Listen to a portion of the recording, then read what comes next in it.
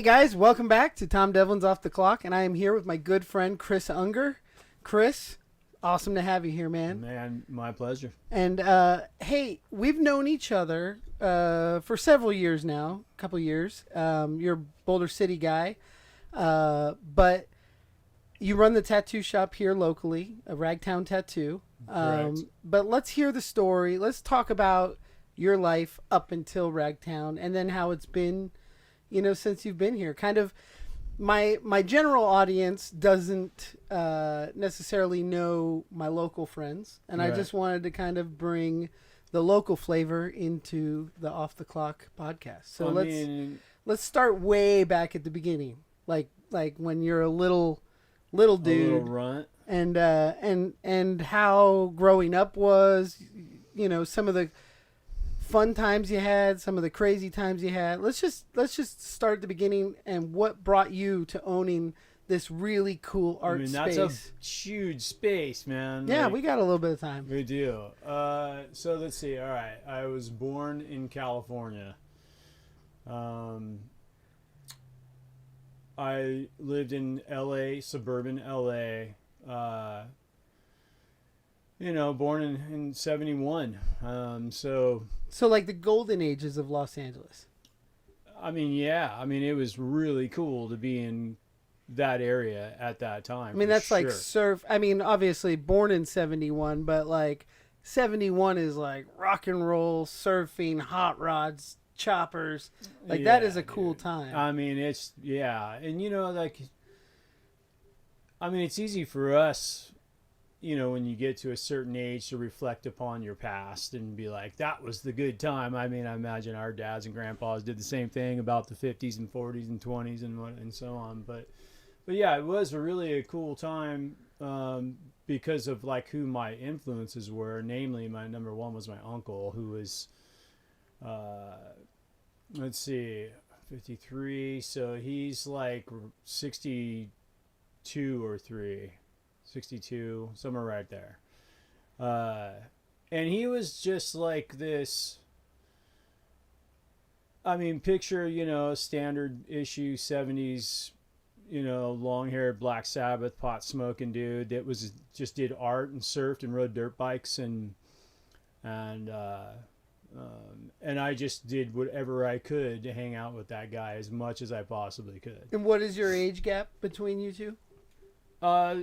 So let's see. It's about 10 years, a little less than 10 years. So at like 10, 11 years old, you're trying to tag along with this 20-year-old. Yeah. Well, actually, maybe it wasn't that much because I could remember like being a young teen and him being, well, yeah. So yeah, it's about 10 years. We haven't spoken a long time, which is saddening, but we've lost touch over the years. But the way it goes sometimes, But yeah, it was just, I was definitely a tag along, and learned a lot. Like I have photos of us, me like that high and then him this high, on our bicycles or in the desert on dirt bikes and stuff. And yeah, I just, from a very early age was influenced by that kind of Southern California vibe, which back then was totally different than what it is now. Oh yeah. We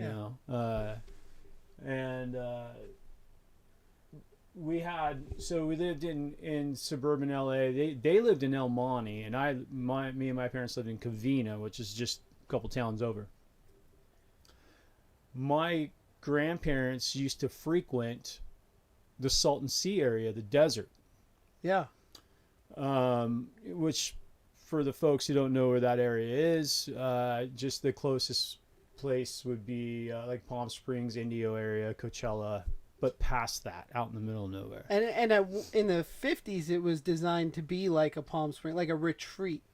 Yeah, it was actually, so the area is like 3 hours from LA. So when they decided that they were going to start putting energy into it, they wanted to turn it into kind of like the French Riviera of Southern California. Right. The Salton Sea had already been there. It was a giant man-made lake. It was an accidental lake. Right. Yeah, because of the there was an engineering, as the story goes, there was an engineering flaw and a big disaster, and the water just ended up flooding into that big basin. And I mean, that's a lot of water, man. I mean, that lake is huge. It was, I mean, I don't know where it's at now, but at the time, you know, it was the largest body of water in California aside from the ocean. And they built like restaurants and resorts on the beaches of this lake. Yeah, they built like these little tiny like weekend getaways and with bungalows, and then people started like living there. And is that the kind of place that your grandparents would go to, like the resorts? Were they into that, or what would they do? Somehow, so there was a little town, the specific town that I'm from, and did most of my growing up at, was called Bombay Beach. It's a small little town, a square mile. And somehow, I don't know if they had friends that introduced them to that place, but somehow back in the 70s, they would go there as a weekend getaway, and they would dune buggy and ride dirt bikes and camp out and just party at the local saloon, you know, bar. And then when it came time for my grandfather, who was a contractor in Southern California, like all over Southern California, to retire, it was like, well, let's buy this bar out in Bombay and we'll just retire. And it was like their act of retirement. But that's when I was, you know, coming of age. And then, so that's how we ended up getting planted out there, basically. Like my parents or my grandparents had retired, went out there, and we're living out there and working the bar and the grill. And then my parents and I would drive out every single weekend, Friday night after work. We'd drive out, and then my mom would help my grandmother in the kitchen, and my dad would help my grandfather in the bar.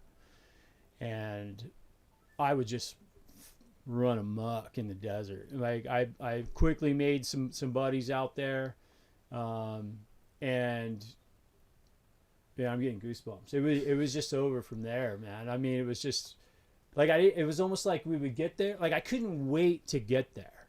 You know what I mean? Like I would go through the week, and this is mid-70s now.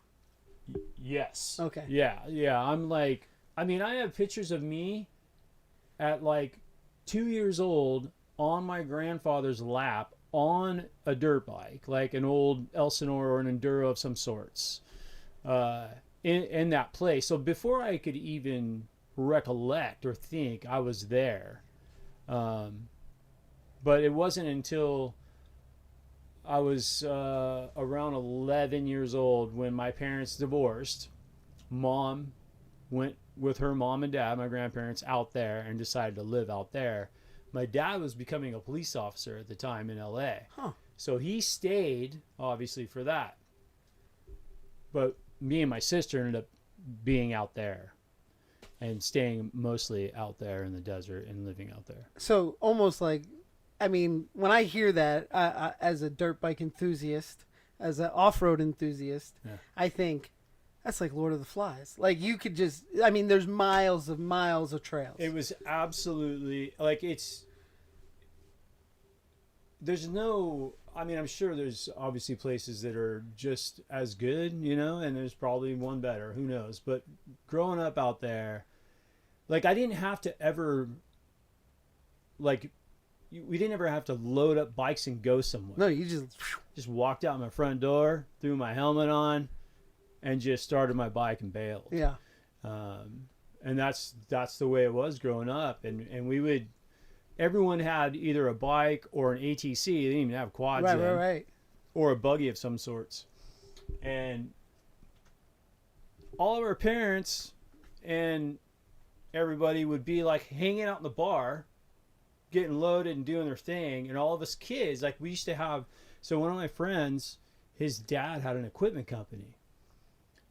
And his two sons, Randy and Greg Bringle, they were heavily involved with desert racing. So he built this massive complex right outside of town in the desert, just to practice it. Yeah. And we call it the pit. he literally dug a massive pit, dude, in the dirt. And then we, just through natural riding, started building our own trails and ins and outs and cuts and whoops and tracks through it and all this stuff. And it was right up against the Salton Sea, so it traveled from desert even into where like the dirt gets kind of tacky, so it's from dry to tacky. And then there's all the natural vegetation, so we had all these crazy trails and routes going through there, right? This place was this, I mean, it's literally like, I mean, if I had to guess just real quick, probably around 10 acres of land that was just dedicated to us for our free pleasure all the time. So we used to do this, we'd go ride during the day and goof off and all that stuff. And then at night, we'd be trying to figure out what to do. So then we decided to just, I don't know where this idea came from. It wasn't mine. But my uncle and his buddies who were older, and then me and my friends. And so if you can picture about a dozen guys, all right, back then, out here in this environment, and I'm the runt of them all. Like, I'm the youngest of them all. So it's almost like the one they're constantly like, fucking Chris wants to go again. Who's gonna watch fucking Chris? Or but at the same time, I was like, no, bring Chris. And then I, was the one that got kicked around quite a bit and test dummy. Yeah, like that kind of a deal. And I can remember at times just being like, you just want to hang out. So I was like, I'll do it. Like an idiot. But we used to go out there at night, and we developed this game where we'd have one guy on an ATC because it had a headlight, and the rest of us would get on foot and we'd hide in and out of these trails. And then you'd have one rider on, it was kind of like a tag. You'd have one rider on the ATC cruising through the trails in the pitch black with his light. So if you were in the bush and you weren't on the bike, you could watch the light from afar and see where they're at. And then you can kind of like, try and, it's kind of like tag, I guess, and tease them like, hey, over here, and or try and signal them somehow. Or if you saw them coming from however many feet away, you could like dart across the trail into the bush, because there's certain areas they couldn't get into. And the whole goal was to fucking run someone over. Right. So you were like, there was times where you were like just trying to get as close and gauge their speed, and you just like fucking jump out and cross the trail, and then they, they'd come out and get you in the dark immediately. And oh man, dude, like, I don't know if my parents ever even knew that kind of stuff was going on. I don't think parents knew about that stuff. Yeah. I grew up in the middle of the woods in Pennsylvania, completely opposite to what you had, but the complete same thing. We had the shale pit, and we had the trails that completely unmonitored, and we would do night riding. And I was a huge fan of, there's a movie from the 70s called Night Riders that George Romero directed, maybe early 80s, but they're like knights on motorcycles, and they joust and stuff, and we would do stuff like that, like sword fights on motorcycles and stuff. It was so fun. Oh my god! I mean, being a kid, even I grew up a generation behind you. I'm doing this in the 90s, where you were in the 70s and into the 80s, but it's not the same anymore. It's not the same.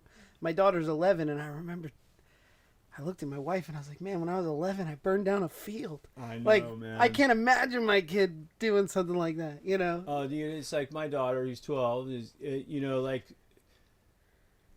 there was a day, like, I don't know, a year or so ago, where, like, her and her friends, she was like, it was more like 2 years ago, we had just moved out into Boulder. And I was really wanting her to, like, I mean, it was a very sensitive time, and I was really wanting her to kind of find her spot, and one of her friends she like, hits me up. She's like, hey dad, so-and-so's coming over. We're going to go ride around on our scooter. And I'm like, okay. So I'm like in the garage, and I'm like watching them, and they don't have helmets, and I'm thinking to myself, like, in my mind, I'm like, she should have a helmet on. Yeah. should have a helmet on. Those things are fucking dangerous. 35 miles per hour, whatever they do. Yeah, and I'm like, she don't know how to fall. Like, I knew, you learn how to fall. You know how to fall. You got to ragdoll. know how to fall, like, that is true. You got to know how to fall. And I remember, like, for a moment just going, like, there was a part of me that was like, man, I should just stop her and, I don't know, make her wear my mountain bike helmet. And then as I was thinking that, they're taking off, and I could just see their hair flowing. I was just like, fuck it, man. It's in God's hand. Go, go be a fucking kid. And hopefully, I mean, you want them, I want them to kind of get bumps and bruises, Yeah. I mean, you need to learn how to fall. And, but I have a problem because, like, both my kids race BMX, and my daughter she's got a little PW80, and she is awesome on a dirt bike, and she gears up correctly, and we've done it since they were little kids, But when she takes her scooter or her bike out with her friends, that's a whole nother thing where she'll actively try to get out without the helmet on. And we lost a pretty close family member. That was a 19-year-old girl got hit by a car. And I have said the story aloud to my daughter more times than I can choose to, but it just, there's that wanting to be cool and popular. Maybe she just doesn't think about it, but I have a hard time believing it. I know helmets aren't cool when you're riding in the neighborhood. I also know my son took a face fall right to the curb on one of those electric scooters. If he didn't have that 2 inches from the helmet, he could have cracked his head open, Oh, I mean, he did hit his eye socket really bad. Looked like he got slugged, It's just a thing, but I think about it all the time. Like, I never wore a helmet. I was talking about it yesterday. We snowboard, me and my daughter, and she's a little daredevil, and she has a helmet. And I was telling my wife, I was like, I would never wear a helmet snowboarding, which is silly because you're 60 miles per hour down an ice mountain. You could, I mean, that is how you smash your head, and I did it. And I think it is so strange to put a helmet on snowboarding, but I will not get on a dirt bike without a helmet. Like, I don't know. I don't get on a motorcycle without a helmet. Yeah. I mean, it just doesn't happen, snowboarding though, like I was snowboarding with my brother in Big Bear one year, some other friends, and I came up onto this box in 50-50, this box, did it a couple times, right? Did it like, And then that one time, dude. And the way the box came, so like you came off the slope, it was like right when you came off the chair, and you like, it was pretty level onto the box, but then when you got to the end of the box, I know exactly what you're talking about. Dude, I washed out at the end of it and caught the back of my head, and I was lights out for a while. I had to ski patrolled out of there. Yeah. And guess what? I came home and bought a fucking helmet. Well, I was talking about it yesterday. I was like, and the helmets are all wired with Bluetooth now. Like, it's cool to have a helmet. It's so weird and unnatural to me because I've snowboarded my whole life without a helmet. But maybe this is the year. Maybe this is the year to... I mean, what's it really going to hurt anymore? It's not going to hurt anything. Yeah, I mean... I'm not trying to be cool. My son... Yeah, exactly. As a kid, running amok and never wearing helmets. I mean, on my dirt bike, I was required to wear a helmet. Yeah. But like, bicycling or skateboarding, never. Yeah. And I was doing some pretty dangerous things on bicycles back then, and they weren't what they are now. Bicycles were not made. But even like mountain biking, like, I've spent a lot of time mountain biking up on the mountain here, and I always wear a helmet there. Just because I don't know, it seems second nature. I don't know that I would go up to bootleg or any mountain bike trail without a helmet on. You know what I mean? And I've crashed on that mountain bad, and it's like, man, thank God I had a freaking helmet on. Like. So let's jump back to because I am so interested in the Bombay Beach thing. I mean, I've gone down the Salton Sea, Slab City rabbit hole on YouTube, and but your time at Salton Sea is before it became overrun with vagrants. This was, you guys were more families living there. Yeah, but it was I wouldn't say it was like the standard suburban family. It wasn't like that. Right, but it wasn't just people in motorhomes and homemade shanties that are Pretty living. much, yeah. No, it was. It was just folks that were just hiding from the world. Yeah. Or retired. Yeah. Just old desert rats. So it is kind of still the same, like except there's a lot of drugs now. Yeah, now it's far worse. Now it's just Have you been back? It's been about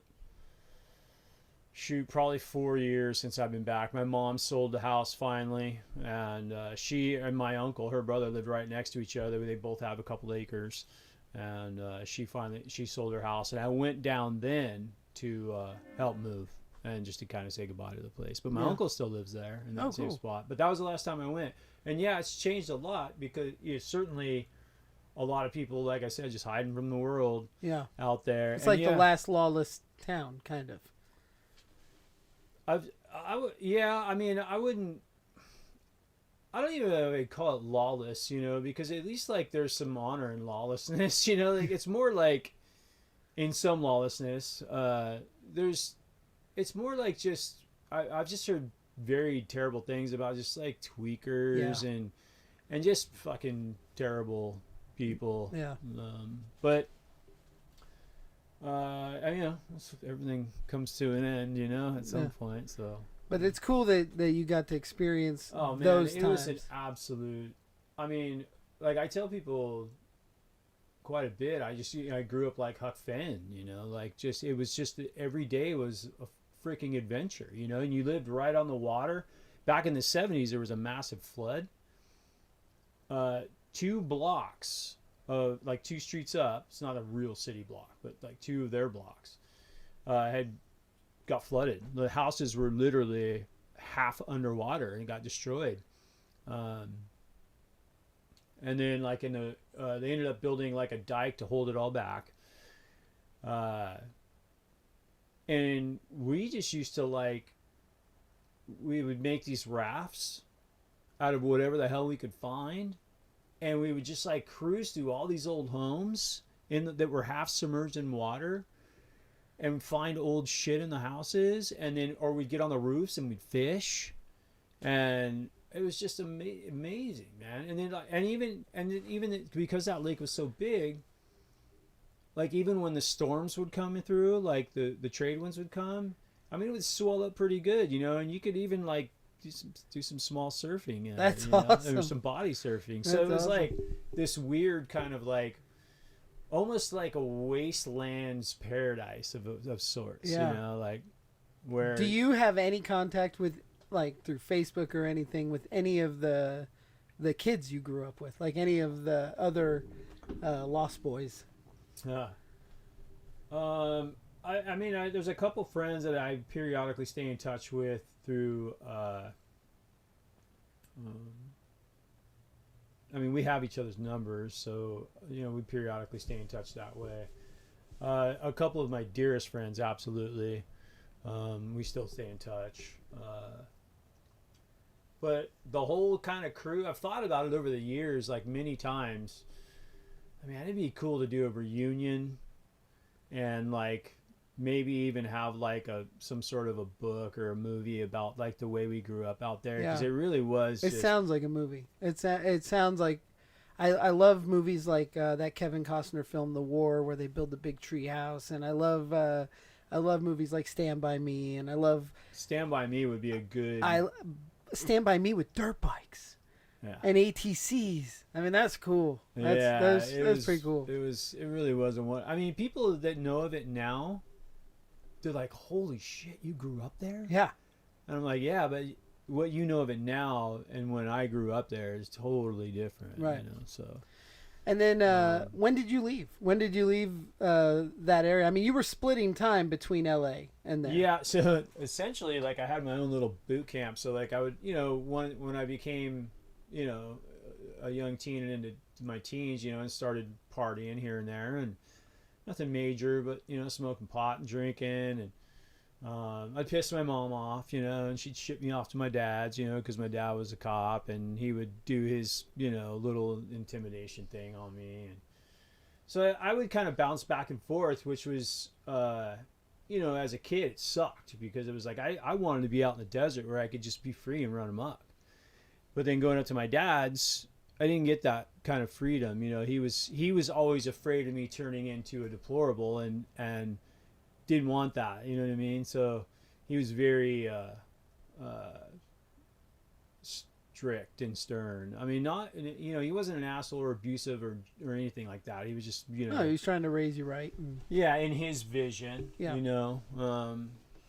So I just wanted to be out there. So I went back and forth, but it was cool to have these two worlds because I was like this pipeline too for all of my friends out there that didn't really get that big city kind of thing going the on. Exposure, because there's no internet, there's no, I mean, even TV was very localized, right? Or even like even like clothing, like or something, like it was when you lived out there, it was a drive to get to anywhere that had like to get a pair of Vans. Yeah. Like it was a freaking drive, to get a pair of Vans, like and you were lucky. I mean, I was lucky if I got them for Christmas, like it was a Christmas gift. But anyways, yeah. So when I was, I was there till I ended up graduating high school. My mom kicked me out when I was 16, and I lived with my buddy who I still am in touch with today. It was me, him, and his dad. And I actually turned 18 on my senior year, and I was like, man, what am I going to do? Like, where am I going to go? And like, they called me into the office at school and they're like, okay, well, you're an adult now. So, you can do whatever you want. Like, you can stay and graduate or you can leave. And I'm like thinking to myself, what the fuck am I going to do? Like, I didn't have like a career plan. You didn't have an idea. You weren't going to be a tattoo artist or an owner of a tattoo shop at that point. Yeah, that wasn't even on my mind. Right. Like I had no idea. Like my only exposure to tattoos at that point was just my grandpa's warrior tattoos. My dad certainly didn't have them. No one in my family had them. Yeah. I had friends, that would, I had a buddy, Billy, like their family were kind of like bikers and they had tattoos and stuff, but I was heavily influenced by art from like the subculture of California, and then being down there is predominantly, Mexican and Latino. So like anything Chicano and Cholo, like I was just surrounded by it all the time. So when I started to see that later on in tattoos, I was like, there was like a little bit of a clicking there. But yeah, at that point it was like, my dad, if my dad had it his way, he'd want me to be like a cop or a lawyer or a doctor, some sort of really secure kind of thing, Yeah. But that just I was never attracted. Some of us are not wired for that. I just was never attracted to whatsoever. Yeah. And then I always did draw, like even from like a, really young kid, I would always emulate stuff that I saw on like surfing magazines or music magazines or, all that stuff, dirt biking magazines. What kind of music were you really into at the end of high school there? Like, what was your jam? All thrash and punk. Oh, cool. Yeah. But I started out with like country and western. You know, my dad and my grandfathers, that's all they were. Yeah. So I've always been kind of like in this duality of like country and western and thrash and punk. As I've gotten older, I grew up, I loved punk too. Like a different generation, but similar style. But now that I'm in my 40s, I realize that country and punk's not very different. Like there is some real similarities between that 4-chord storytelling through song that if you speed up some Willie Nelson, it might have some punk flavor to it. You know what I mean? Absolutely. But and if you take more so like true like more so true honky tonk type country, you definitely can see it. Yeah. But to me, it was more so like back then. Go ahead. No, yeah, like kind of that outlaw feel. It's got that. I don't know. There's just something about that. Like they're fighting against something, but and that's it. And it took me. I mean, I didn't realize this till later in in my early adult life. when you're a kid, and especially in the 80s in Southern California where everything's cool and there lines, it was like you're going to be cool here or you're going to be cool there, and the lines weren't blurred. You were either this or that. You were a jock or you were Right. There was segregation amongst peers, amongst cliques and things, and I never really like fell into that because I could see myself in all of those areas. So it was like never just like, oh, you're just like some skate punk dirt bike kid or some stoner kid or I mean, and musically, even though it wasn't cool to admit it, I always loved different kinds of music. Right. But in '84, I heard Kill 'Em All from Metallica, and that changed everything in terms of like, I don't know what it was, but it was just like, oh man, it was so thick and loud, Yeah, and just the tone, the energy behind it, the tone behind it, or whatever. Just and it was. But then I discovered, the crossover stuff, and then that was really what hit my heart, like, because it was like, wait, this is punk and thrash metal mixed together, and like the melodies are there, the grooves there. It's still, you still want to dance, like, so that was like that's my. And did you have a group of people that you found that with, or were you kind of solo and found that on your own? Yeah, no, I had two buddies that were my neighbors when I lived in Covina. And somehow they got introduced to it, and I learned of it through them. Yeah. And they were my pipeline. So, like, here I am, the minority where I'm at in school, and I show up with, an SOD shirt at school one day, and they're like, what's that? And it, this normal stuff was there, Motley Crue and sure. that kind of stuff, but they had no idea what subculture was out there at that time. So in my immediate atmosphere, I was that kind of like pipeline, but at the same time, I was still neutral. I mean, I had friends that were, straight up cholos, and friends that were, whatever, the opposite, and I was just trying to be cool with everybody. So, but yeah. Once you did get out, did you choose to leave, or did you stay in high school when you were 18? I stayed because I didn't know, where to go. I wasn't necessarily like. You weren't in a rush to figure it out. Yeah, I mean, like earlier in high school, before I got kicked out, I had a knack for drawing, and I thought to myself, like, maybe I'll become like an architect or something, because I started mechanical drawing in high school, and I drew a crankshaft out of a 5-horse Briggs and Stratton motor, and like my teacher entered it in the local fair, and I got like first prize on it, and that was like my light bulb. Was like, oh, maybe I'm pretty good at this, and maybe I can do something with it, the mechanical part of it, so I started thinking like, well, maybe I'll get into like architecture or drafting or something like that. Right. And then, but we weren't poor, but we were definitely lower middle class, and my parents couldn't afford to like send me to a school. There was a tech school that was in Arizona that I was thinking about going to, but they couldn't afford it. And I wasn't a scholar, so I wasn't getting a scholarship of any kind, so I just basically was like, well, higher education is not for me. I'll figure it out when I get there, Yeah. And then, so I graduated, and out there, the main industry out there is agriculture. And I wasn't necessarily gonna, be a farmer of any kind. Not that I didn't want to. It just, I wasn't in it, and I didn't know anybody. I had friends that had families in it, but it wasn't like, oh, hey, we'll give you a job here, or something. Right. So it was just, I was just going to go start, I guess, swinging a hammer, So I moved up to my dad's, and at that time he had moved out to Riverside County area, like Moreno Valley. And I immediately got a job doing HVAC, but installation, like doing all the duct work and all that stuff. And that's how I got out of Bombay. And that's 80s. It's 89. 89, so almost 90. And you stayed in the construction world for a long time. Yeah, I stayed in it till, well, I ended up getting involved with the equipment side of things. And so I did that up until,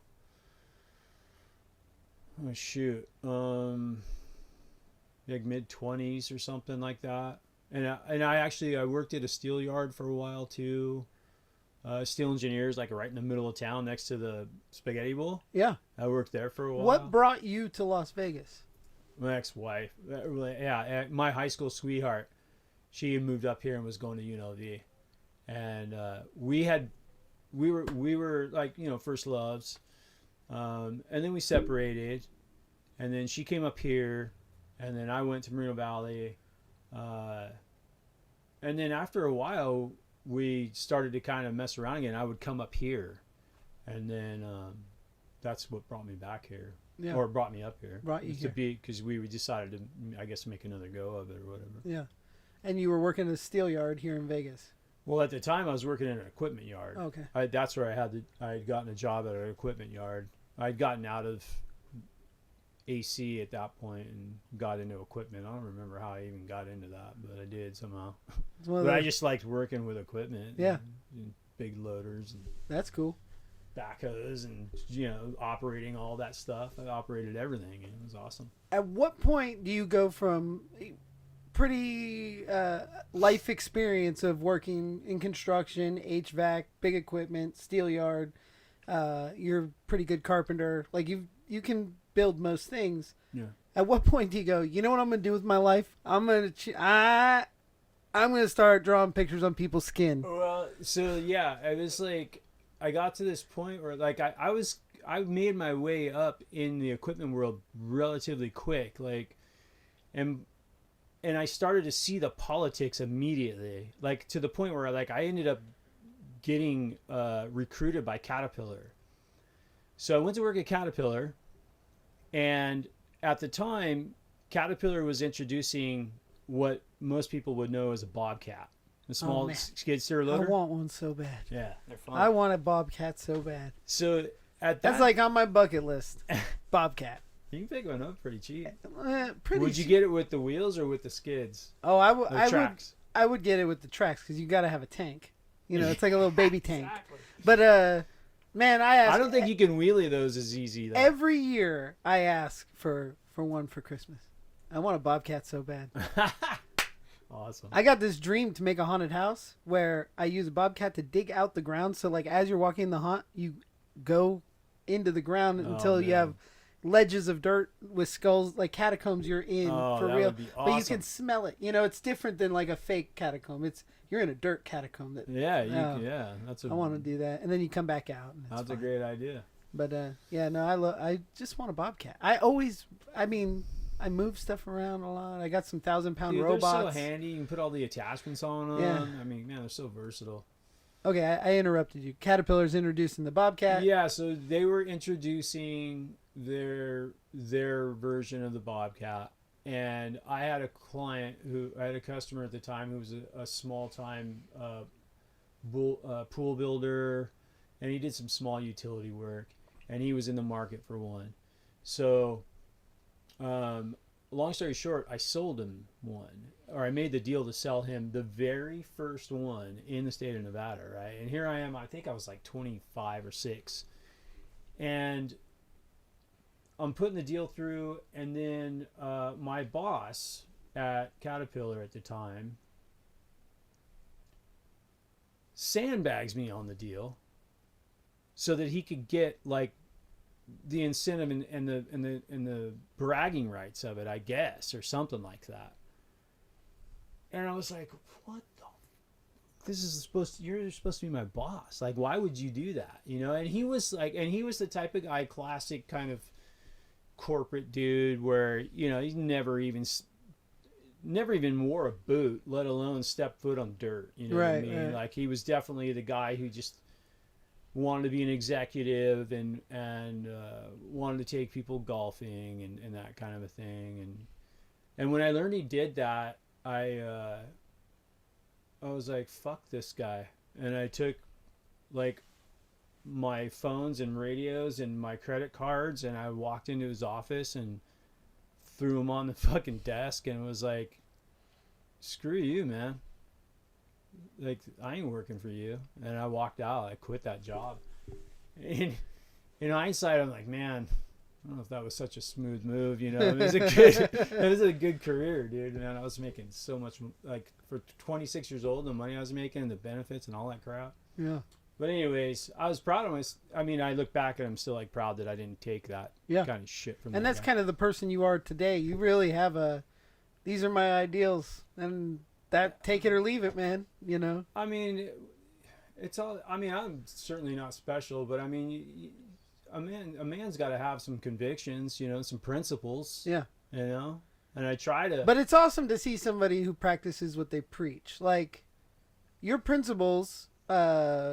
You're not a dick, but you also are not going to be taken advantage like that guy did, or other people. You are going to set your boundaries and provide within and around them. I've certainly let people take advantage of me at some point here and there. It happens, but you know, everyone's got their point. But it's funny you said you're not a dick.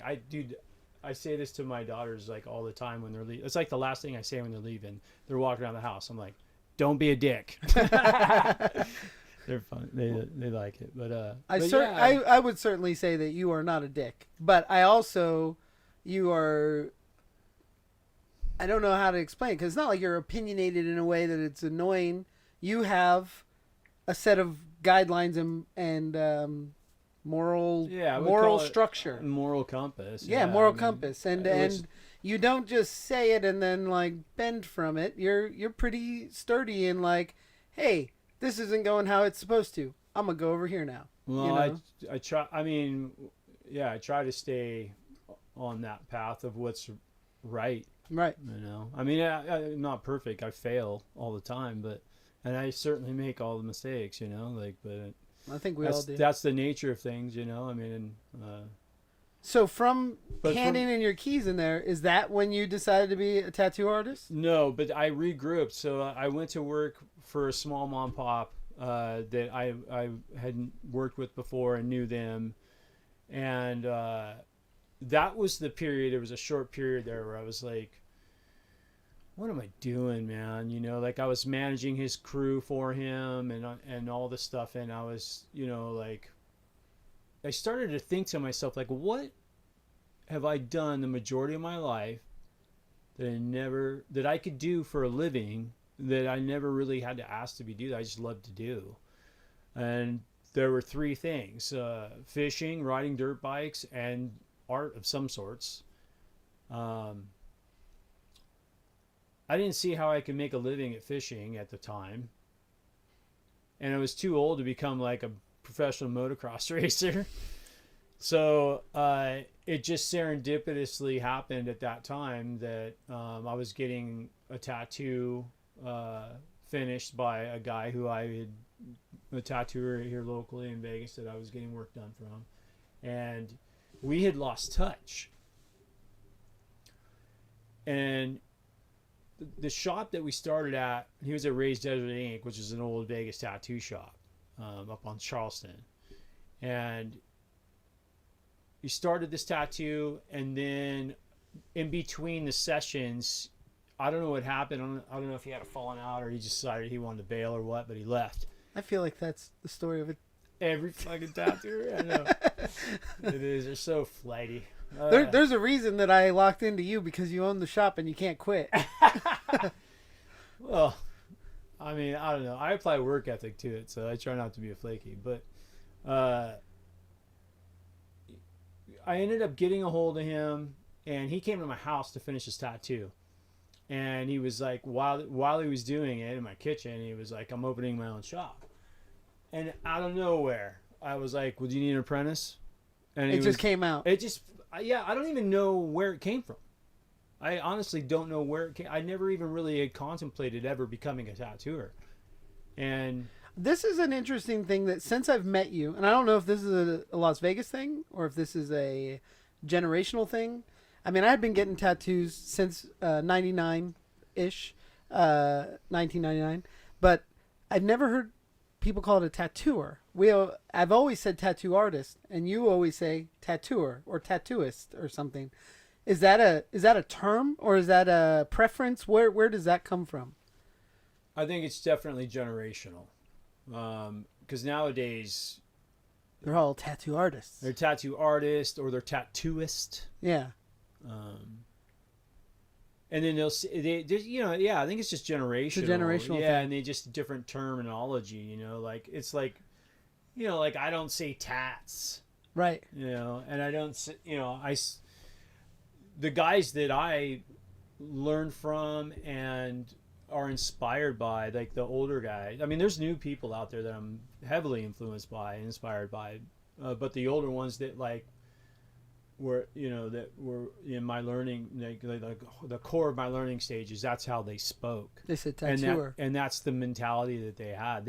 And that's not regional. You would think that's generational. Totally, yeah. Okay. It's not just like on the West Coast or the East Coast or Right. in other parts of the world. Crazy thing is, when I was in high school, it was illegal to be tattooed in New York City. Yeah. Like that was illegal. Yeah. My first tattoo came from a basement. I grew up in Pennsylvania, but from a basement of this old biker named Silver Fox. Gave me my first tattoo. That And I is was so like, awesome. and I was a kid. I was still in school. I was like illegally, 17, getting a big spider on my arm, and I thought this is awesome. It is. So I get tattooed by Silver Fox. It is, man. Like, God, that is cool. I've made a joke my whole entire career. Like, man, how come I don't have a cool nickname? Right. I don't. It's just Chris. I don't know. You're Unger. I mean, Well, people have called me Unger my whole life. that's your last name, but it's still a cool name. Yeah. But I distracted But you. So in the kitchen, you say, "Do you need an apprentice?" Yeah, some sort of voice comes out. Do you need an apprentice? And he's like, "Well, can you draw?" And I was like, "Well, You're like, I won the state fair for drawing a crankshaft of a go-kart. yeah, right." No, I was like, "Well, I think I said something like I draw. I'm not good. I'll show you." And at the time, I was like thinking about trying to start like a clothing brand. So I was like drawing some logos of different things that I had ideas for, and I showed him those, and he was like, "Yeah, be here this day." And at the time, I had, And you guys knew each other already. He knew, Yeah, like, 'cause you're not a flaky flake. He knew yeah, you just tracked him down. yeah, exactly. He knew, I mean, because he had tattooed me a couple times, and we didn't know each other that well, Right. but he knew me from just being a client of his for a couple tattoos. And then my apprenticeship started because his shop wasn't even built yet. My apprenticeship started with helping him build his shop, and he wasn't a very handy guy. Right. So those my those life experience- skills came into 100%, yeah. I mean, I helped him frame out all those. There was me and there was this old punk rocker dude from Vegas that like everyone knows this. I think his name was Joe. He was like Eastside Joe. I don't know, like quintessential, like kind of a older bald nerdy kind of punk rocker guy who was a teacher. And he was one of Fred's clients, and I mean he was a super nice guy. I didn't really get to know him that well, but him and I, like, he helped build a lot of that shop too. That shop was called Tatlantis. And Having the life skills of the construction and stuff, and then I'm a big believer in everything happens for a reason. And there's an interesting thing that all of that kind of did culminate there, because like I've been around tattoo shops and I've known I've seen apprentices come and go from your tattoo shop. Like, it's not guaranteed work, but if you can make yourself they think it is. valuable, if you can make yourself valuable and available, you can create a career that could, I mean, you've done very well with it. So I mean, everything comes down to just your energy and your ethic. Like I can teach anyone how to tattoo, and people don't want to. Let me rephrase that. I could teach them like the fundamental mechanics of tattooing. You know, I can't teach them how to be an artist. Right. You know, but I could teach them how the machines work and how the skin works and what to look for and all those little nuances and basics and fundamentals. I can pretty much teach anyone that. I've always had a belief that there's a learned artist and a naturally gifted artist. I believe I am a learned artist. I am not naturally gifted as an artist. I've been an effects artist for 25 years and I'm pretty sufficient at what I do because I've practiced and practiced and practiced and practiced and practiced. Yeah. But naturally, I was terrible dog shit when I started. And I have these certain items that I call to when I do something that's less than par. Oh, that's very Dragon Ball. Which Dragon Ball is like this first thing I tried to make that is terrible. There's a bowl with a dragon. It was terrible. But you that was say your that reference from back when you like started? when I was a little kid almost. You know, I was like 15 when I made the Dragon Ball, but it was terrible. My mom still has it.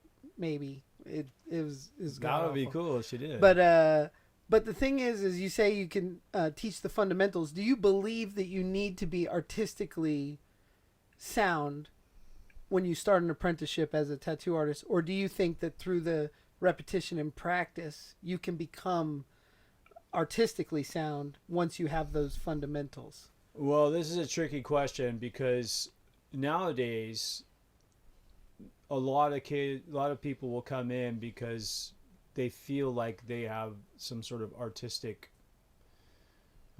ability, and they feel as though they can be a tattooer because of that. But that's not always the case. Because you have to shake some habits you already have at that point. Like, you may be able to make beautiful airbrush paintings, but that's not running a tattoo machine in somebody's skin. Absolutely. And it's also a matter of like, people think differently nowadays, you know, and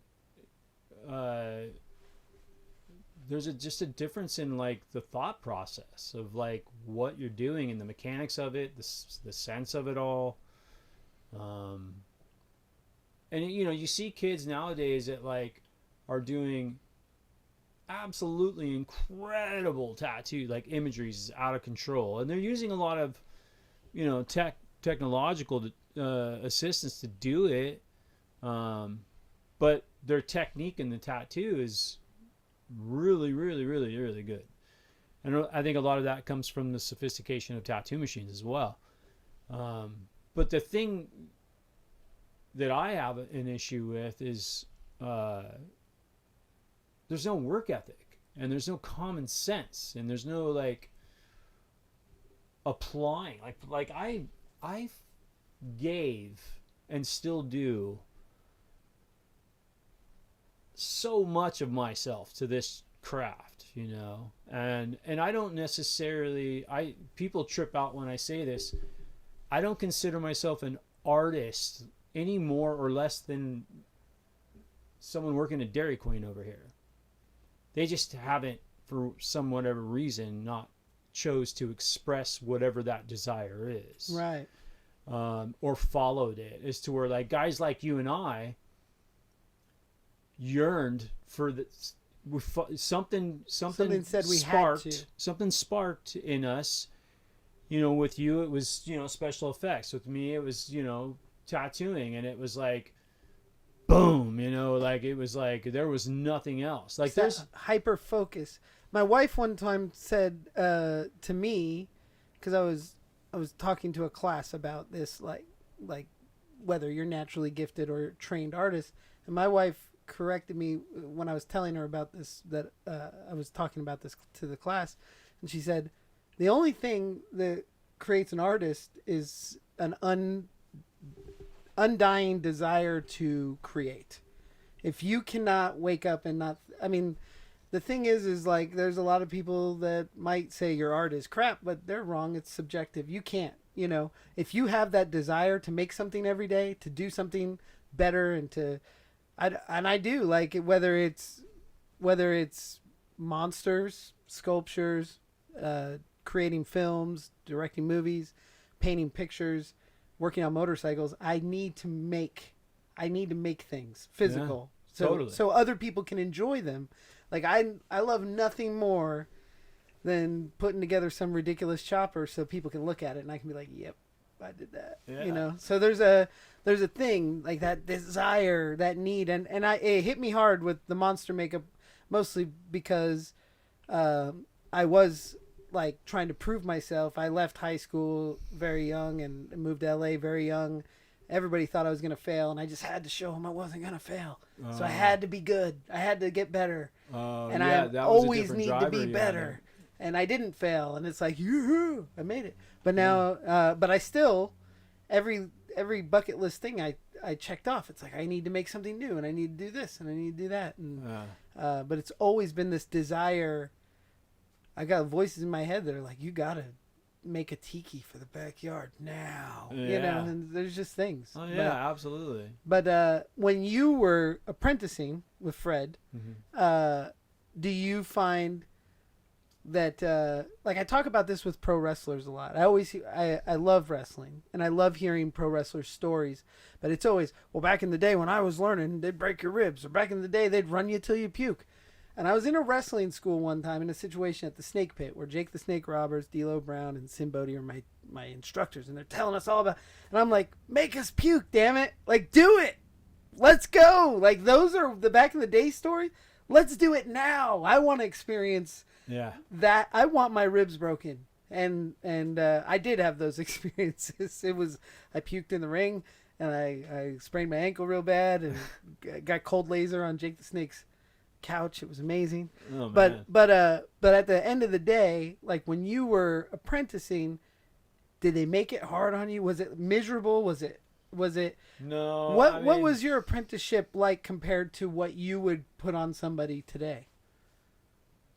My apprenticeship was not near as bad as some of the apprenticeships out there. There was a moment where they were trying. There was some hazing going on, which is normal, and I was willing to accept some of that, you know, and definitely do my time. But I was not going to allow myself to be just blatantly abused or belittled. And that moment came, and I said something about it. I was like, look, man, I go, I'm not 19, and you don't have to ask me to do a single thing around here. Like, all of your stuff is handled. If you ever treat me like that again, I'm out of here. Like, it's just that simple. And it never happened again. And then my apprenticeship ended up getting cut short because the shop that Fred had built, Fred was, and you know, he's an exceptional artist.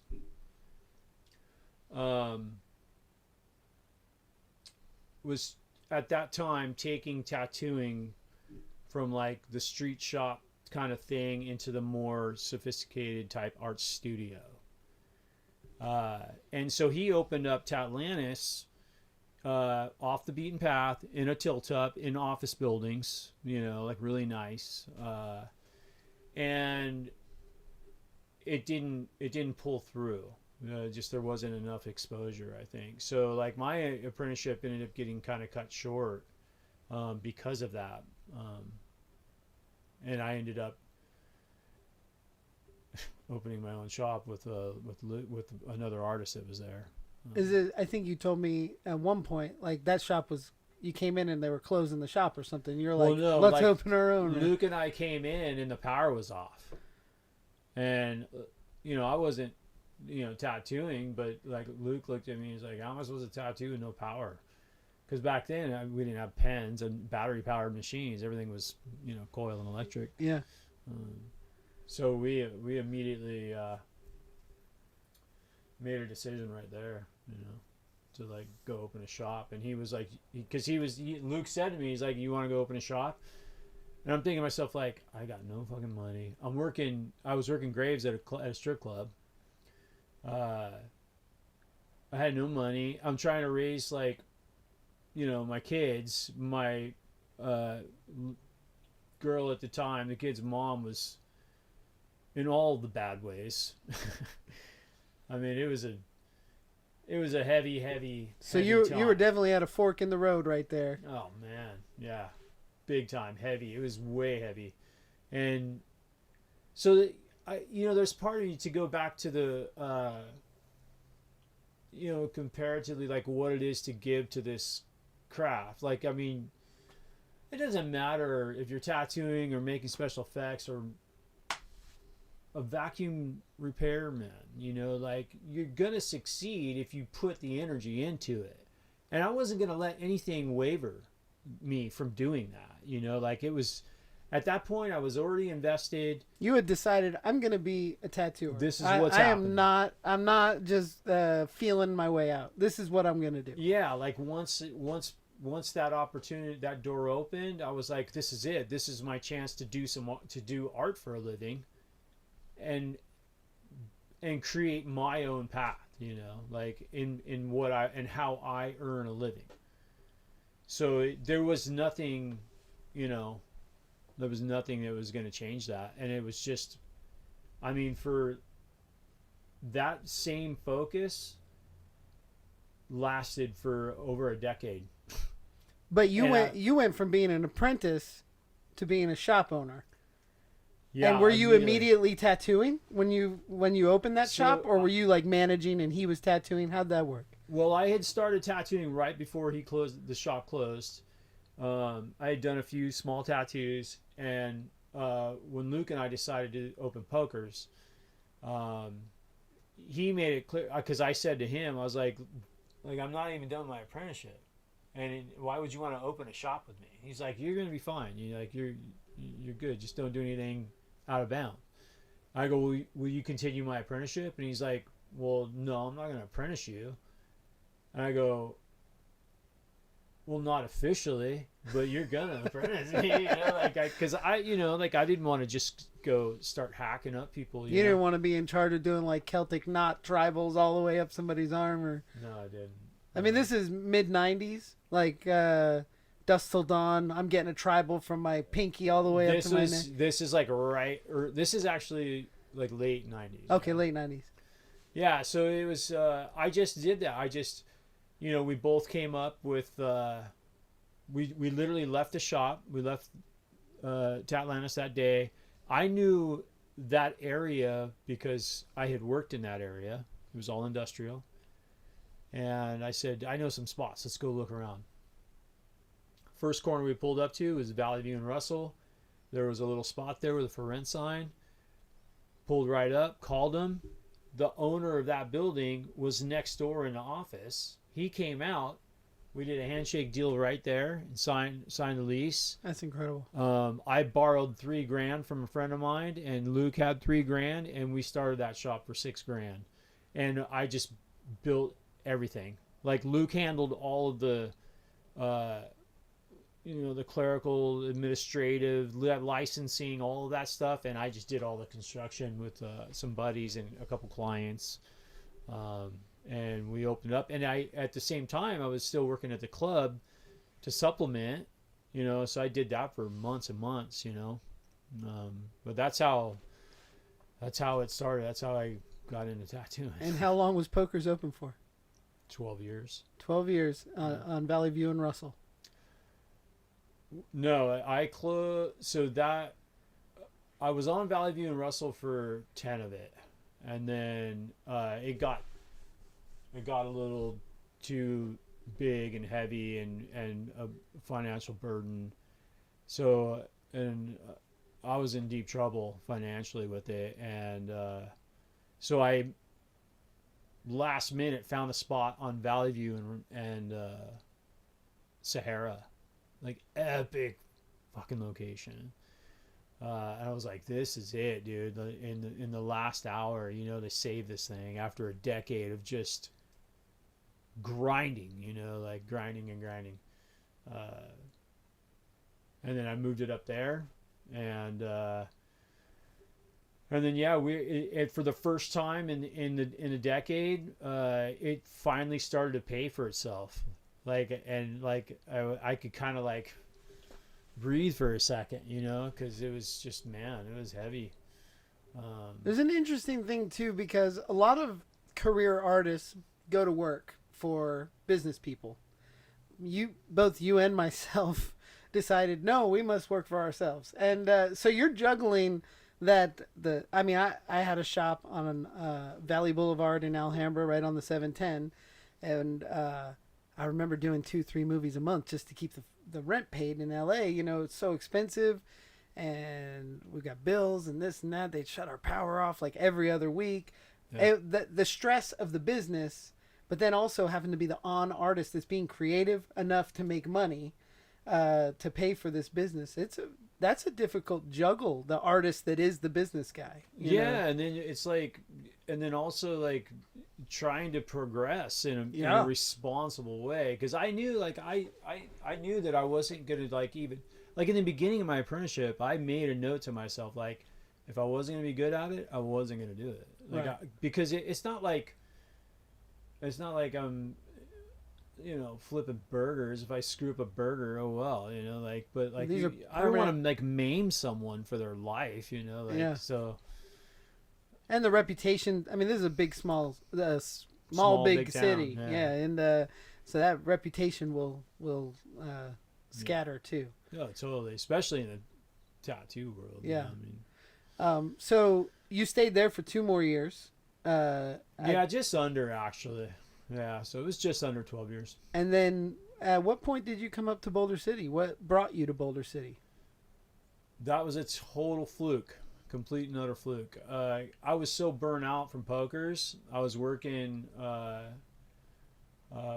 with Dan and at his shop at Timeless, and down by the Silverton on the strip there.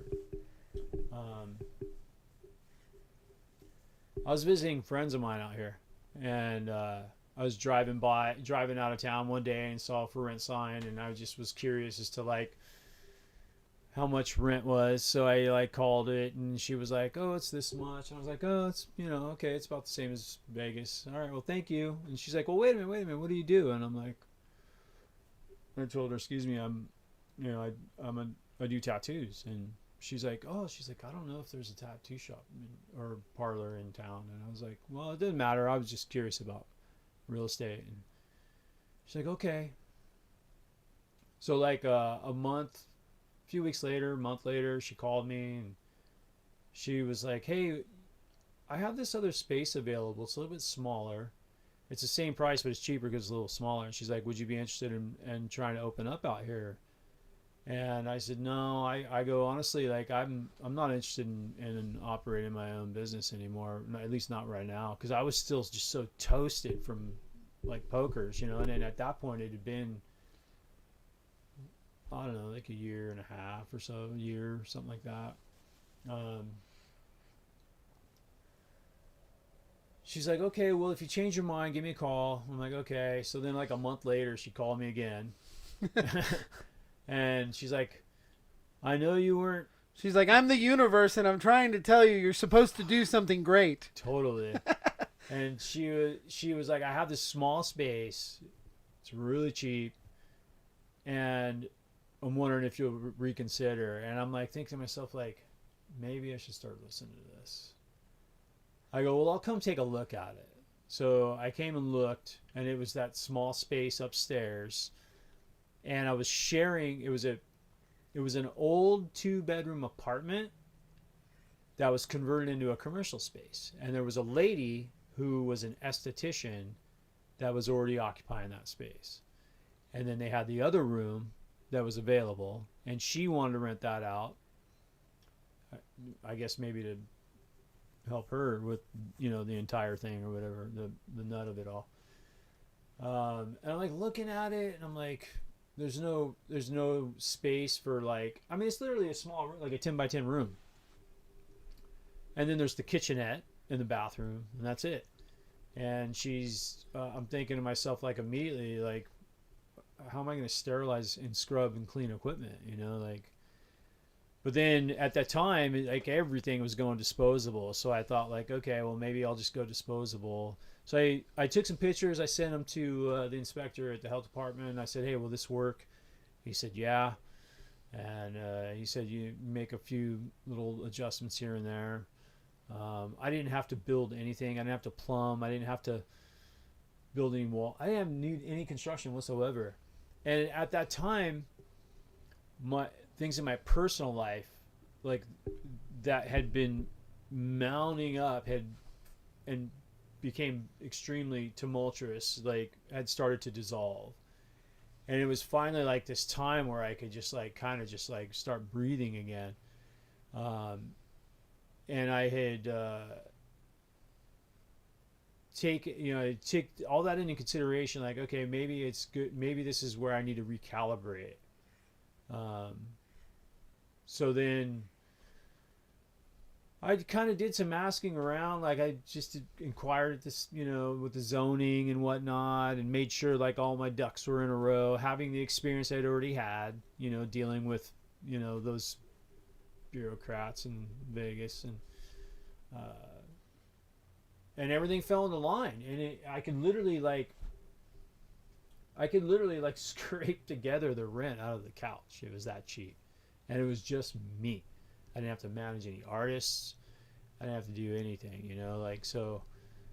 I spent a couple months just kind of feeling out my clientele and seeing if they'd come out here, and they were, of course, totally on board. I had a dirt bike that I sold, and I used that money to get all my licensing.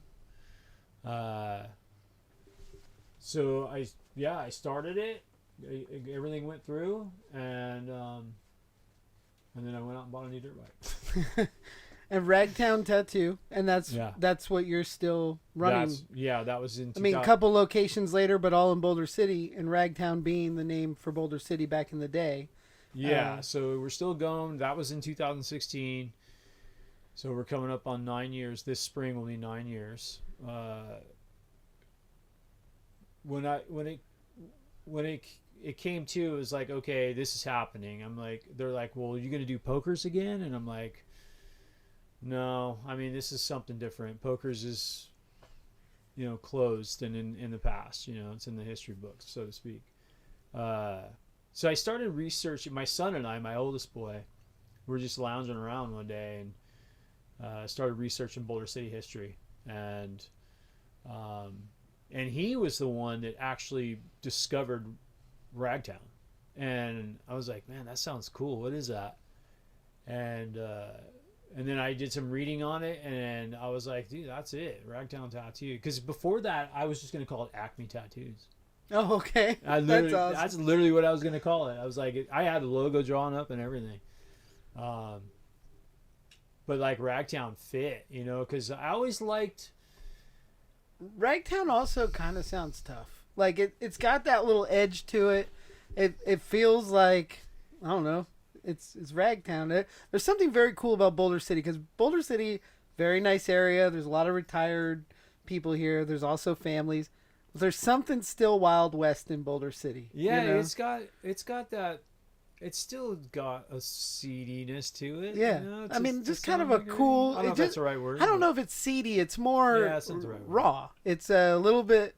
I always call it the town that time forgot. Like, this is a town that time forgot. Oh man, sometimes I walk around this town at night. I'm just like, I feel like I'm in a time capsule. Yeah, sure. No, it's kind of like Pleasantville, kind of like a little bit of Gunsmoke. Like there's both. You know? Oh yeah, totally. But Ragtown. But yeah, it was cool. Like that was you. But you nailed it, because I always liked, like when I was getting into tattooing is when it was starting to change into the more artsy fartsy kind of sophisticated stuff, which is fine, but it just wasn't my thing. I still wanted to maintain the blue collar side of it and the working class side of it. So a shop, a parlor, something like that, not a studio. And I always liked having that kind of edgy, seedy quality in the name. Ragtown has that, and if for people out there that want to know what that's all about, they can certainly research it. It's a pretty cool little story. And then it just came full circle when I went to pick up my license at the city. After everything was approved, the lady was like, well, congratulations, you're historically the first ever to open a tattoo shop in Boulder. And I was like, really? Since 1931 or whatever? Like, no one's ever even tried? And she's like, never, there's not a single application that's ever come through here for a tattoo shop. That's amazing. And she goes, well, how did you, and she asked me about the name, or it was her or someone else had asked me about the name. And I remember thinking, I go, well, that's the first Boulder. And she's like, what do you mean? And I'm like, yeah, read on Ragtown. It's the first Boulder. And now it's just totally serendipitous that you're the first, this the first shop. Yeah. And that was the first Boulder. So it was awesome because I was able to kind of cash in on a little bit of the historical value there. Yeah. But I didn't know, at that time, I didn't know how Boulder was even going to receive it. You know, so it was great that like it was small. And I had been, at the time, I kind of was moonlighting as a motorcycle tour guide. And I would be gone for a few weeks at a time on tours. And then, so I would schedule it that way. And I could just feel it out. Like, okay, I mean, I knew my clients from Vegas and Henderson were going to come. But I didn't know where I was going to be with Boulder. And I wanted to just feel that out, you know. So I spent the first year doing that. There's an interesting thing because a little bit like you, I've been getting tattooed since the late 90s, early 2000s. Most of the heavy work I got done was until I met you was like 2001 and 2. Since then, all these machines have gone battery powered and they're silent. Yeah. All the hipsters and kids and younger people than me have full chest pieces, tattoos on their face, whatever. And I'm a little bit like, well, I remember when tattoos were dangerous. Like, yeah. I remember when people used to look at me weird. And now you hear these young guys that are like, oh, everybody looks at me weird. I'm like, well, you just tattooed a spider across your eye. Yeah, like, it's going to happen.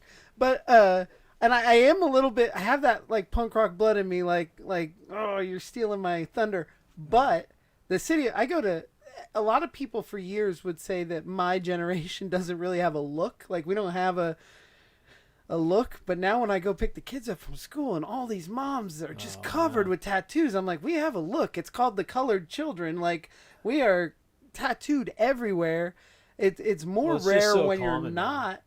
And so, like, kind of my perturbedness about the hipness of tattoos, but also, like, that's your lifeblood, and I'm excited for you that every mom in Boulder City, I mean, you have a great reputation on the schoolyard, I can tell you that. And and there's plentiful of flowers and lizards and awesome tattoos that came out of Ragtown, whether it was you or Steve or Cornfed, I don't know, or Serene. But all of you guys have such cool clientele. I see locally. I mean, every time I'm in there, you have somebody locally come in, somebody bring cookies or treats, or somebody, there's always someone stopping in to say hi because you're in the heart of downtown. And it is, we are in a small community that would be something like on a Nick at Night show, and you are the tattoo parlor, like how Moe's in The Simpsons is the bar. Totally. Like everybody knows. Oh, dude, yeah. I mean, that's with intention. Like, even my shop in Vegas was communal. Yeah. It's just very cool that this. I feel this way as an outsider coming into Boulder as well. I've been here now 8 years, almost 9, but. We were accepted, but both of us were accepted by this pretty closed town, and I definitely, that could have gone another way. You might not have had local clientele. You might have just had people with different values that didn't believe in it, Yeah. But luckily you got their rebellious children, Yeah. Yeah, well, we're working on the schoolyard, Those moms, man, they love Ragtown Tattoo. It's a thing. It was very heartwarming to experience. Like, the first year, I remember when it first opened. I mean, the online forums were just blowing up, and the majority of the feedback was just open arms, and pure love and excitement because there's so many people that like. Wanted to see Boulder progress and expand in certain ways and areas. So, and that's what guys like you and I offer this town, because it turns out that we do these kind of non-traditional things, but we're not scumbags. We're good folks, Yeah. you know, and I think it's finally, you know, as coming into tattooing when I did and watching it move into the mainstream, there was a period of time when, you know, I was in I had a lot of contempt for the mainstream of it because, like Yeah.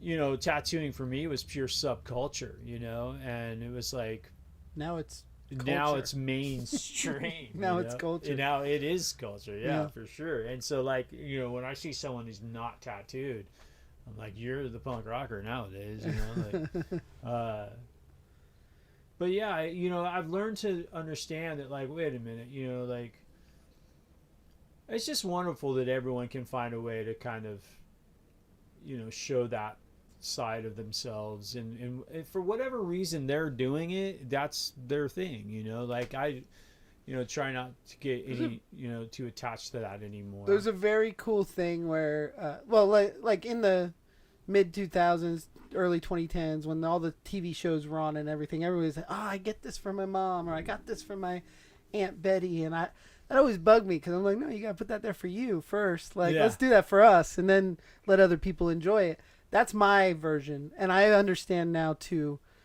be accepting of other people's versions. But I was in a local restaurant here in Boulder, the Pit Stop, and I've seen this lady several times around town. I don't know if she got it done at Ragtown, but she's an older lady.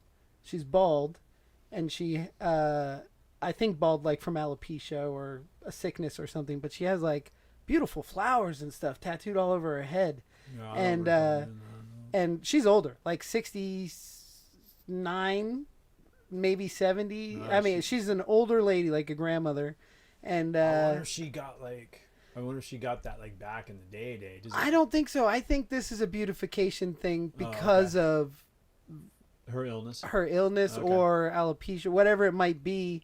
But I've seen her around town, and I think, you know, that lady got that because she wanted it and it makes her feel great. And I think Yeah. that's awesome. It you is. know, it's tattoos have become mainstream, but they've also become therapeutic. And yeah. I can tell you, when I'm having the worst day ever or the best day ever, I want nothing more than to go down to Ragtown and get drilled on for until you'll quit, because that's my drugs, man. I love the endorphins. I also love the camaraderie and the environment. I love the environment that you've created there is kind of like my cool hangout like this. Like, I like to go there because I feel like I'm with my people. Yeah. I'm with my, I don't know, it's aesthetically pleasing. It's just, it's a comfortable environment. It does not feel like, I don't know, it doesn't feel intimidating. I don't think, maybe, like you said, the tattoo shops have moved away in more to an art space in a lot of ways. Yeah. But sometimes you feel like a customer. Well, now You go in, you yeah. look at the flash, or they're lined up. They got all the portfolios on the counter. You're not allowed to pass the counter until you pay, and you feel like a customer. Yeah. It's a lot different when you go in, pop a squat on the couch. Hey, what are you doing? Let's do this. How about that? Okay, and you feel like you're in the living room. It's a different feeling. It's very sterile. It's very professional, but it feels like you're welcome rather than hey, pay up and you can come back. Well, here. that's the key word, welcoming. You know, Yeah. like I don't know. I guess it's just the way. You know, I grew up and you know, that's the way, growing up in the bar the way I did. I mean, that was, you know, everyone's, you know, home away from home. Yeah. You know, and everyone was welcome as long as you weren't being you know, a jerk. Yeah, yeah. You know, and I mean, you're always going to get, you know, someone at some point that's going to get out of line, but you know, you deal with it as it comes. But yeah, I just always wanted a warm spot. You know, I remember the very first tattoo shop that I went into that I got a tattoo from was Burt Grimm's on the Pike in Long Beach, which is absolutely historical American tattoo shop. And when I walked in there, I was like, I think 20. I was so freaking intimidated. And it wasn't because, like, The sound, the smell. dude, that place is so historical and rich in history and in experience there, like the it's just it's I mean, it's like words understate it. You know what I mean? Like when you walked into that place, you just felt history, you know, and you could like feel the energy of like all the old sailors from the war era that got tattooed that were just all blasted on the wall. You know, it was just nuts. But I remember being extremely intimidated and the guys that worked in there were pretty rough dudes. And did you ever know Rick Walters?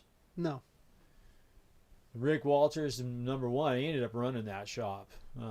That dude was a tough dude. Yeah. You know, you walk in, and I mean, rest in peace, he's not with us anymore. But you walk in, and his tray. So you walked in the shop, and then his station was right there. You couldn't miss it either direction you went.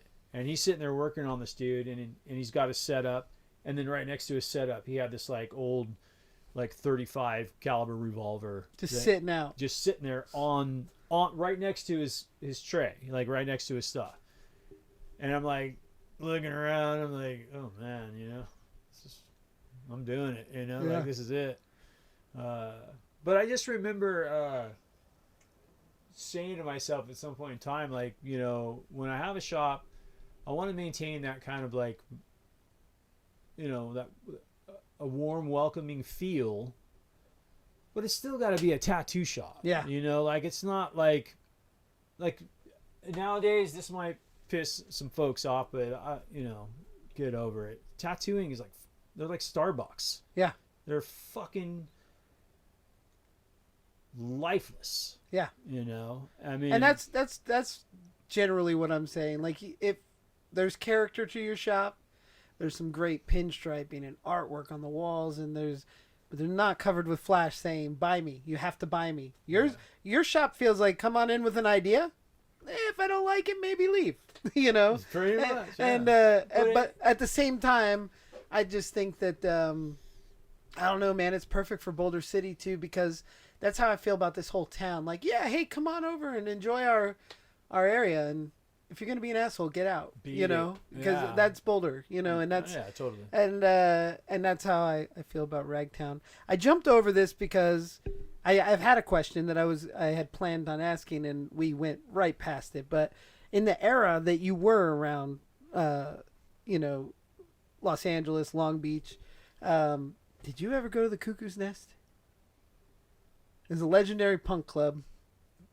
No, I don't think I've ever been to the Cuckoo's Nest. I've been to Fender's Ballroom. Okay.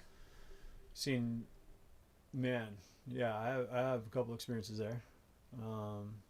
But no, I don't think I ever went to that spot. Cuckoo's Nest, I've just watched a ton of documentaries. It's before my time. Vandals, their song, Pat Brown is written about an incident that happened at the Cuckoo's Nest. Oh, okay. And I'm a punk rock historian inside, and I just had wondered if you'd ever been there. I've never met somebody that has, but you know, like Social D cut their teeth there, and TSOL, that was their home, like, base. Man, I always loved that freaking song from TSOL.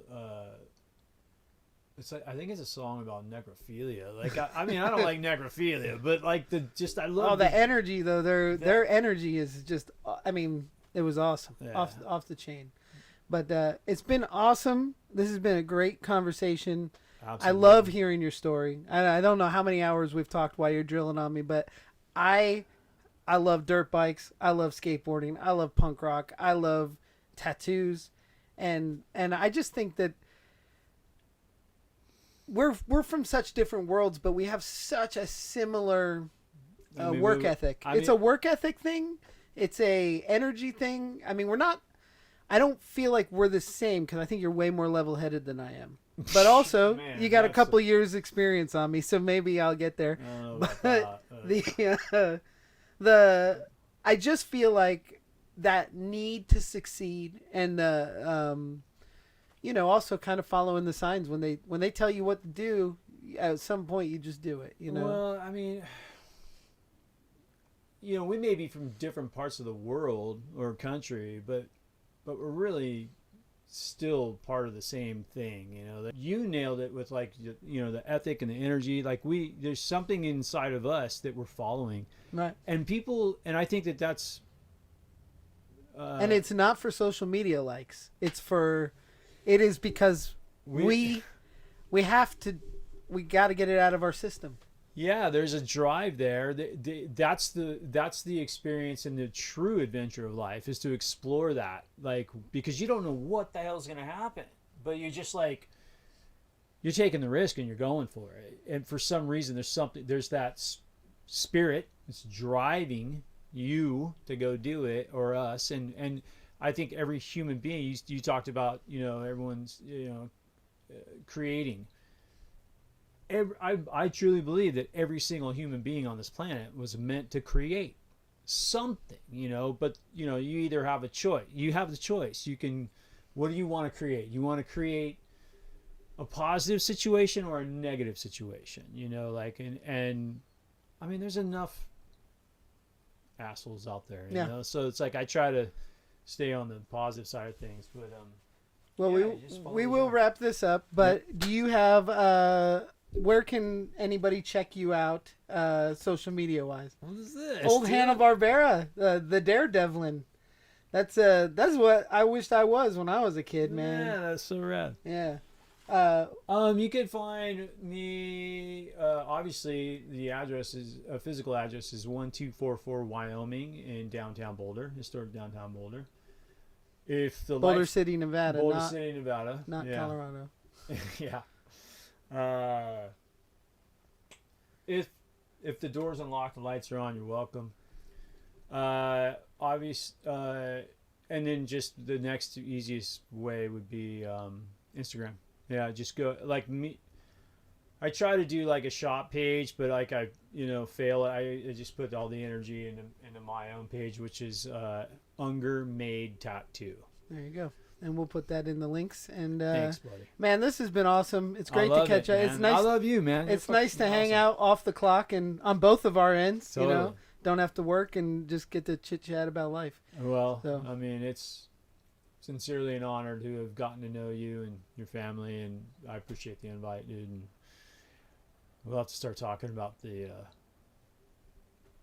10-year celebration for both of us. You know? Oh yeah. All right, dude.